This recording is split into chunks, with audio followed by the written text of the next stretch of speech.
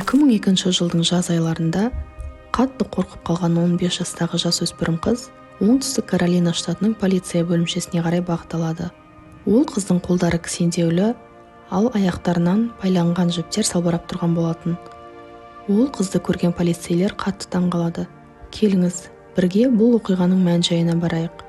Бұл оқиғадағы барлық ақпараттар көмек үшін полиция бөлімшесіне келген қыздың өмірінен алынған. Үнсіз жыртқыш лақап атымен танылған маньяктың аман қалған жалғыз құрбаны. Оңтүстік Каролина штаты, 22 маусым 2002 жыл. Осы күні Кара Робинсон досы Хейтердің үйінде қонақта болатын. Екі дос күнге қыздырылып, көлге барып шомылуды жоспарлайды. Хейтер сыртқа шықпастан бұрын бақшасындағы гүлдерді суарып және жуынып алмақшы болады. Ол уақыт үнемдеу үшін Карадан гүлдерді оның суара салуын өтінеді. Кара гүлдерді суарып жатқан уақытта ауладан бір көліктің қайта-қайта бірнеше рет өткенін көреді. Біраз уақыттан кейін ол көлік Хейтерлердің ауласына келіп тоқтайды. Және ішіндегі адам көліктен түсіп, Караға қарай жақындайды. Көліктен түскен адамның сырт келбеті өте ретті, жағдайы жақсы адамға ұқсағандықтан Кара қашпайды. Караның қасына келген адам одан үйде отбасы мүшелерінің бар жоғын сұрастырады. Ол бұл үйдің өз үйі емес, досының үйі екендігін түсіндіреді. Ер адам осы маңайдағы үйлерге журнал таратып жүргенін, үйде үлкен кісі болса, журналды соған табыстағысы келгендігін айтады. Кара үйде ересектердің жоқ екендігін, тек досы екеуінің ғана үйде екендігін айтады.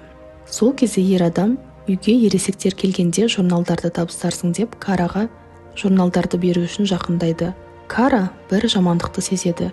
Ер адам Караға тез жақындап, оған тапанша төсегендіктен, оның артық қозғалыс жасауға мүмкіндігі қалмайды. Ол тапаншаның кішкентай болған соншалықты белгісіз ер адам оны оп-оңай қолына жасырған. Сондықтан да жолдан өтіп бара жатқан адамдар қыздың қатерде екенін байқамайды. Ер адам оған көлікке отыр, егер бақыратын болсаң, тапаншамен атамын деп қорқытады. Қыздың басқа амалы болмағандықтан, ол адамның айтқандарын бұлжытпай орындайды. Кейін бұл жағдайды сыртынан көрген адамдар сұрастырылған кезде Кара көлікке өз еркімен отырған сияқты көрінгендігін айтады. Көлікке мінген кезде ер адам Караға көліктің артқы орындығында орналасқан үлкен бір пластик қораптың ішіне отыр деп бұйрық береді.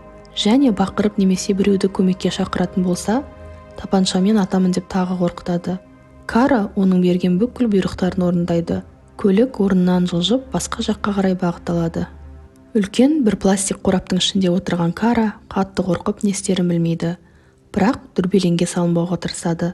Қыз шамамен қай жаққа кетіп бара жатқандарын білу үшін көліктің қайда тоқтағанын, қай жерге және қай бағытқа қарай бұрылғанын есте сақтауға тырысады. Белгісіз ер адам көлікті 15 минуттан кейін бір жерде тоқтатады. Ол Караның жанына барып, оның аяқтарын жіппен байлап, қолына кісен салып аузын жабады.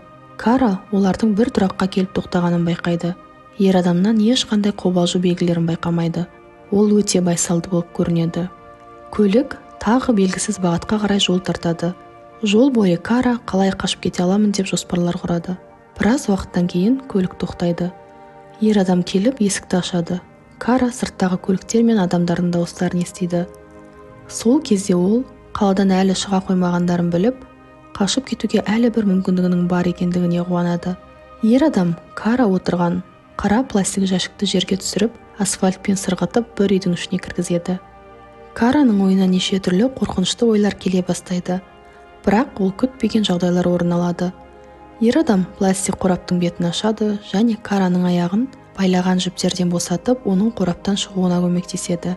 Тек қолдарын кісендеулі күйде қалдырады. Ер адам өзін өте сабырлы ұстайды. Қыз қашып кетуі мүмкін деп те қорықпайды. Тіпті үйдің есігін де құлыптамайды. Бұларды көрген Караның қашып кету үміті артады. Ер адам Караның үй ішінде емін-еркін жүруіне де мүмкіндік береді.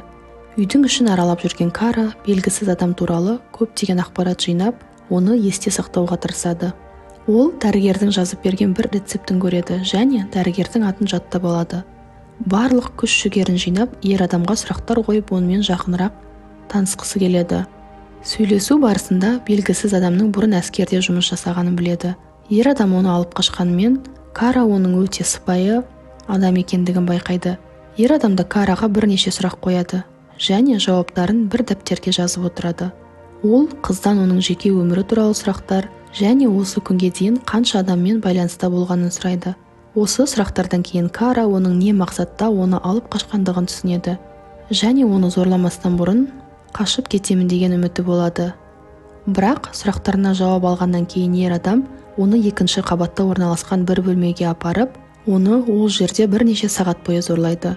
Караның үлкен қалауы өмірін жалғастыру болғандықтан ол барлық қорлыққа үндемей шыдайды. Қыз, бұның бәрі қорқынышты түс. Денем де маған тиесілі емес, менің басымнан өтіп жатқан жоқ деп өзін сендіруге тырысады. Ер адам өзінің арам пиғылын жүзеге асырғаннан кейін теледидарды қосады да Караға «Кел, бірге қараймыз. Сені сағынған біреу бар ма екен?» дейді. Жаңалықтарда Кара туралы ешқандай хабар жоқ болып шығады. Кара іштей құтылуды ойлағандықтан еш нәрсеге назар аудармай, күшті болып қаламын деп өз-өзіне сөз береді. Біраз уақыттан кейін ер адам біреуге қоңырау шалуым керек деп Караны қайтадан пластик қорапқа қамайды. Өзіңді жақсы ұстағандықтан аузыңды таңбаймын. Ешқандай дыбыс шығармайтын болсаң, қораптың қақпағын да жаумаймын дейді. Кара үнсіз қалады. Белгісіз адамның телефонмен өз әйелімен сөйлесіп жатқандығын түсінеді. Сөйлесіп болғаннан кейін ер адам Караны өзімен бірге есірткі қабылдауға көндіреді және ұйқы дәрісін береді. Караның қолдарын төсекке кісендеп, аяқтарын бір жіппен байлап тастайды. Содан кейін ер адам Караның қасына жатып ұйқыға кетеді. Кара қашу туралы ойлайды, бірақ есірткі мен ұйқы дәрісінің әсерінен денесінде күш қалмаған болатын. Сондықтан ол да ұйқыға кетеді және қасындағы белгісіз ер адамнан бұрын оянады. Кара бұның қашып кету үшін таптырмас мүмкіндік екендігін түсінеді. Тістерінің көмегімен кісендеулі болған қолдарын босатады. Сосын аяқтарындағы жіпті де босатады. Дыбыс шығармастан төсектен тұрып, киімдерін алып, киініп, шығатын есікке қарай бағытталады. Есіктің де салмағы ауыр. Сондықтан Кара есікті ашқан жағдайда белгісіз ер адамның оянып кетуі мүмкін екендігін түсінеді. Бірақ осы жолы қашпасам, қашу үшін басқа мүмкіндік болмауы да мүмкін деп, есікті ақырын ашып, жалаң аяқ далаға қаша жөнеледі. Ер адам оянып кетсе, мені терезеден атуы мүмкін деп қатты қорқады. Бірақ олай болмады. Артына қарамастан тоқтаусыз жүгіреді және көмек беретін біреуді іздейді. Адам көп шоғырланған жер болғандықтан, көп ұзамай әкелі балалы ер адамдарды жолықтырады. Екеуі Караның түрінен қорқып кетіп, бірден полиция бөлімшесіне апарады. Полиция бөлімшесіне келгеннен кейін Кара оларға барлық қорқынышты жайтты түсіндіріп береді. Ауруханаға бармастан бұрын полицейлер одан ер адамның үйін көрсетуін өтінеді.